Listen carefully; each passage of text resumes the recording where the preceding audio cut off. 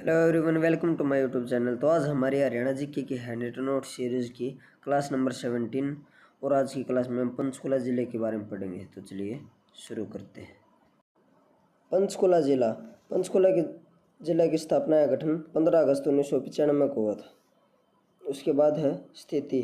पंचकुला ज़िला हरियाणा के उत्तर पूर्व में स्थित है। उसके बाद है नामकरण। इसके नामकरण को 5 नहरों के कारण पंचकुला पड़ा था। उसके बाद है पंचकुला का उपनाम। इसे चंदेड़ की सोलर सिटी कहा जाता है और पंचकुला को ग्रीन सिटी भी कहा जाता है। उसके बाद है विधानसभा क्षेत्र। पंचकुला में 2 विधानसभा क्षेत्र हैं, पंचकुला और कालका। उसके बाद है तहसील। पंचकुला में 3 तहसील हैं, पंचकुला, कालका और रायपुर रानी। अगला है पंचकुला ज़िले में 2 उप तहसील हैं। पहली है बरवाला या जिसे बेरवाला भी कहा जाता है और दूसरी है मोरनी। ये 2 पंचकुला ज़िले की उप तहसील हैं। उसके बाद है उद्योग। पंचकुला ज़िले के उद्योग हैं, सबसे पहले है नैनो उद्योग। यह रायपुर रानी पंचकुला में है और इसकी स्थापना शबीर भाटिया के सहयोग से की गई थी।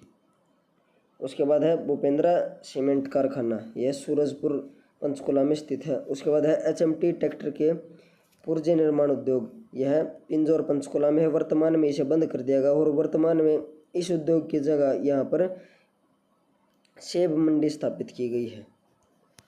उसके बाद है पंचकुला के मंदिर। इनमें सबसे पहले है माता समलोठा मंदिर, या इसे समलासन मंदिर भी कहा जाता है। उसके बाद है पटियाला मंदिर। पटियाला मंदिर पंचकुला में है। यह भगवान शिव को समर्पित है और पटियाला मंदिर का निर्माण 1840 ईस्वी में पटियाला के सिख राजा करम सिंह द्वारा करवाया गया था। उसके बाद है भीमा देवी का मंदिर। यह पिंजौर पंचकुला में है। 8वीं से 11वीं शताब्दी के बीच इस मंदिर का निर्माण हुआ था और गुज्जर प्रतिहार शासकों के समय भीमा देवी मंदिर का निर्माण करवाया गया था। इस मंदिर की वास्तुकला खजुराहो शैली, यानी कि खजुराहो के मंदिरों को जिस प्रकार बनाया गया हो वैसे ही इस मंदिर को बनाया गया है और इसे उत्तर भारत का खजुराहो कहा जाता है। भीमा देवी मंदिर जो कि पिंजौर पंचकुला में, इसे उत्तर भारत का खजुराहो कहा जाता है। उसके बाद है चंडी मंदिर। यह पंचकुला में है और यह भारतीय थल सेना का पश्चिमी कमांड का हेडक्वार्टर है यहीं पर। और पंजाब हरियाणा हाई कोर्ट की CBI शाखा का हेडक्वार्टर भी इसी के पास है, चंडी मंदिर के पास। उसके बाद है मनसा देवी मंदिर। इसका निर्माण 1815 ईस्वी में मणि माजरा के शासक गोपाल सिंह द्वारा किया गया। इसकी शैली, यह पंचायतन शैली में बनाया गया एक मंदिर है। पंचायतन शैली का मंदिर मतलब है यानी कि एक मुख्य मंदिर 4 अन्य मंदिरों से घिरा हुआ हो, तो उस शैली को मंदिरों की पंचायतन शैली कहते हैं। उसके बाद है मनसा श्राइन बोर्ड की स्थापना 1991 में की गई और हर वर्ष सरकार द्वारा जटायु यात्रिका का आयोजन यहाँ पर होता है मनसा देवी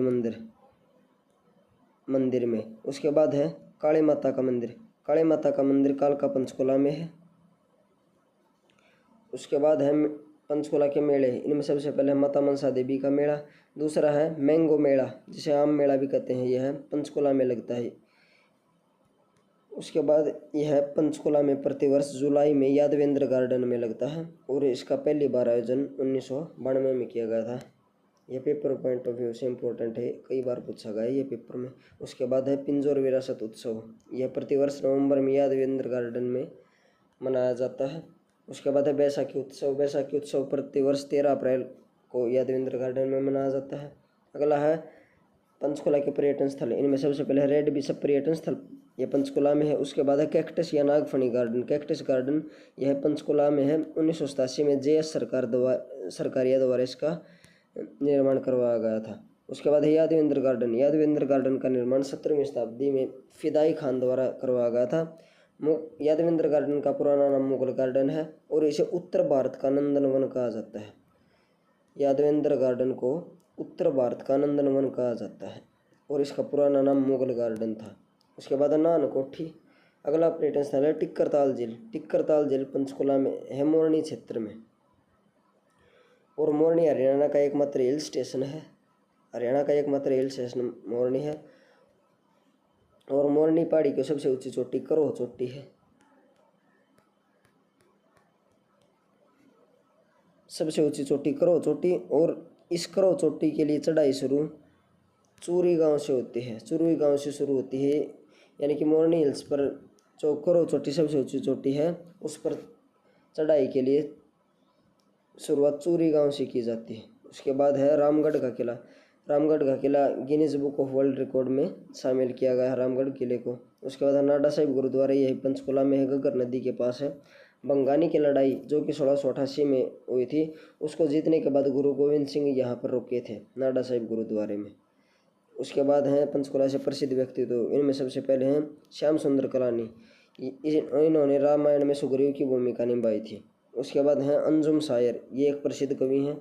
नेक्स्ट हैं अरुणा गांगुली या अरुणा सफली, ये समाज सेविका थी, एक स्वतंत्रता सेनानी भी थी, पत्रकार भी थी और लेखिका भी थी। और 1942 में भारत छोड़ो आंदोलन के समय इन्होंने मुंबई के गोवालिया टैंक में के मैदान में तिरंगा फहराया था। अरुणा सफली के द्वारा 1942 के भारत छोड़ो आंदोलन में मुंबई के गोवालिया टैंक में तिरंगा फहराया गया था, और इन्हें मरणोपरांत 1997 में भारत रत्न से सम्मानित किया गया है, अरुणा सफली को।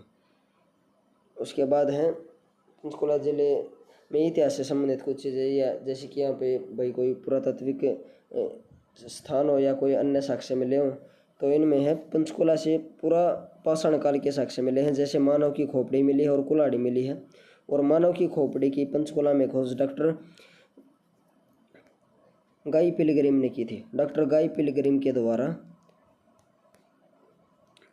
मानव खोपड़ी की खोज पंचकुला से की गई थी। उसके बाद है पंचकुला से नवपाषाण के साक्ष्य भी मिले हैं।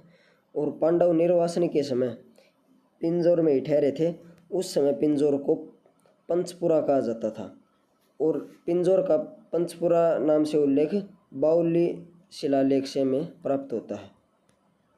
उसके बाद हैं पंचकुला जिले से संबंधित कुछ अन्य महत्वपूर्ण बिंदु।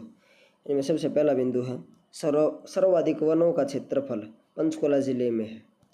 अगला पॉइंट है पंचकुला में गिरिपादी मिट्टी पाई जाती है। कालका व नारायणगढ़ में इस मिट्टी को स्थानीय भाषा में घर कहा जाता है, जबकि जगाधरी में इसको कंदी कहा जाता है।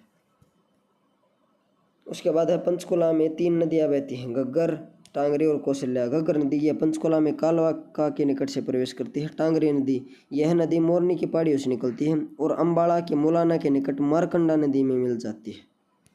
उसके बाद है कौशल्या। कौशल्या यह घग्गर की सहायक नदी है। पिंजौर में इस पर हरियाणा का सबसे बड़ा मिट्टी से निर्मित कौशल्या बांध बना हुआ है, और यह बांध 2008 से लेकर 12 के बीच में बनाया गया था।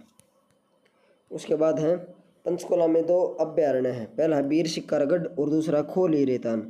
उसके बाद है पंचकुला में प्रजनन केंद्र, फिंसेंट प्रजनन केंद्र मोरनी पंचकुला में है। रेड जंगल फाउल प्रजनन केंद्र, गोरैया संरक्षण एवं प्रजनन केंद्र और गिद्ध संरक्षण एवं प्रजनन केंद्र, ये सभी पिंजौर पंचकुला में है। पिंजौर पंचकुला में है रेड जंगल फाउल, गोरैया और गिद्ध संरक्षण, जबकि फिंसेंट प्रजनन केंद्र मोरनी पंचकुला में है। उसके बाद है हरियाणा का सबसे ऊंचा मतदान केंद्र दामन पंचकुला है। उसके बाद है हरियाणा ग्रंथ अकेडमी की स्थापना 1970 में पंचकुला में हुई थी, और इस एकेडमी के जो अध्यक्ष हैं वो सीएम होते हैं। और इस एकेडमी के द्वारा एक मासिक पत्रिका निकाली जाती है जिसका नाम है सप्त सिंधु। सप्त सिंधु मासिक पत्रिका किसके द्वारा निकाली जाती है? हरियाणा ग्रंथ अकादमी के द्वारा। उसके बाद है हरियाणा साहित्य अकादमी। हरियाणा साहित्य अकादमी को यह भी पंचकुला में स्थित है, और इसकी स्थापना करने की घोषणा 9 जुलाई 1970 को की गई थी। इसकी स्थापना 25 जुलाई 1971 को की गई है, और हरियाणा साहित्य अकेडमी की मासिक पत्रिका का नाम हरिगंधा है। उसके बाद है हरियाणा संस्कृत अकेडमी। इसकी स्थापना 2002 में पंचकुला में हुई थी। हरियाणा संस्कृत अकेडमी की मासिक पत्रिका का नाम है हरिप्रभा। उसके बाद है हरियाणा उर्दू अकेडमी। इसकी स्थापना 1985 में पंचकुला में हुई थी, और इसकी पत्रिका का नाम है जमुना तट। उसके बाद है हरियाणा पंजाबी साहित्य अकादमी। इसकी स्थापना 1970 में पंचकुला में हुई थी। हरियाणा पंजाबी साहित्य अकादमी, इसकी स्थापना पंचकुला में हुई थी 1970 में, और इस एकेडमी के द्वारा जो पत्रिका निकाली जाती है उसका नाम है शब्द बूंद। इसके द्वारा हरियाणा पंजाबी साहित्य अकादमी के द्वारा शब्द बूंद से पत्रिका निकाली जाती है, शब्द बूंद नाम से। और इसी के साथ ये टॉपिक खत्म होता है। अगर आपको वीडियो अच्छी लगी तो वीडियो को लाइक एंड शेयर करें तथा चैनल को सब्सक्राइब करें। Thank you.